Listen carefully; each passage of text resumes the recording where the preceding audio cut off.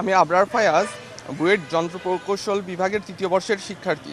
আমি আমার personal Facebook ID Abrar Fayaz থেকে গত ২৭/৫/২০২৫ তারিখে আওয়ামী দুঃশাসনের সময়ের একটি বিচার সংক্রান্ত রায়ের ব্যাপারে ফেসবুকে একটি পোস্ট করি এবং ফেসবুকে আমার মন্তব্য নিয়ে একটি পোস্ট করি। সেই পোস্টকে কেন্দ্র করে এক শ্রেণীর কুচক্রী মহল আমার ভাই আবরার ফাহাদকে জড়িয়ে অনলাইনে অযাচিত মন্তব্য করেছে এবং আমার পরিবারকে জড়িয়ে কুৎসিত গালাগালিতে লিপ্ত হয়েছে। শহীদ হওয়ার দীর্ঘ সময় পরেও আবরার ফাহাদ ভাইকে আবারও ফ্যাসিবাদী কায়দায় ট্যাগিংয়ের শিকার করা হচ্ছে এবং একই সাথে শহীদ আবরার ফাহাদের নৃশংস হত্যার বৈধতা উৎপাদনের চেষ্টা করা হচ্ছে।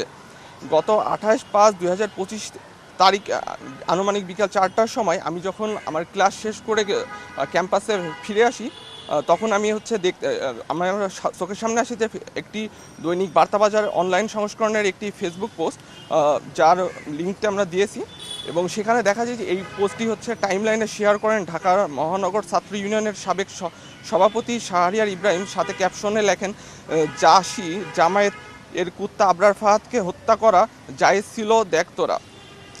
এবং উক্ত পোস্টের কমেন্ট বক্সে জনৈক ব্যক্তি, মূলত বার্তাবাজারের পোস্টটির কমেন্ট বক্সে নওয়াজ হোসাইন ফারদিন নামক এক ব্যক্তি কমেন্ট করে লেখেন, ভাই গেছে যে পথে সেও এইটুকুই, যা বুয়েট শিক্ষার্থী ও আবরার ফাহাদের ছোট ভাই হিসাবে আমার নিকট অত্যন্ত অযাচিত, আপত্তিকর ও হুমকি স্বরূপ বলে বিবেচিত হয়।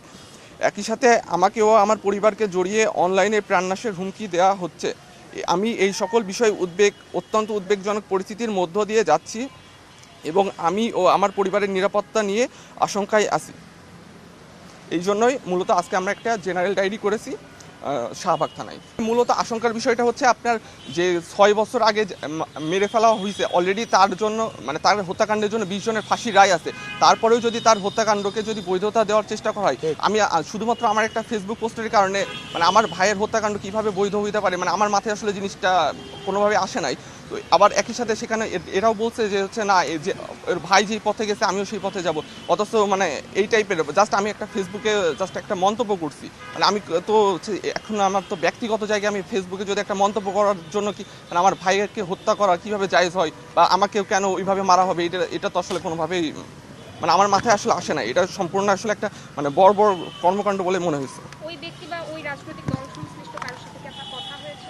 না, আমাদের সাথে আসলে আমি বলি সবসময় আমরা আসলে কখনোই সবসময় এই ধরনের ব্যাপারগুলো চেষ্টা করি যে কোনো রকমের রাজনৈতিক দল বা কারোর সাথে কোনো রকমের যোগাযোগ না করতে, এবং তাদের পক্ষ থেকে বা কেউ তো আমাদের পক্ষের সাথে যোগাযোগ করার চেষ্টাও করে নাই।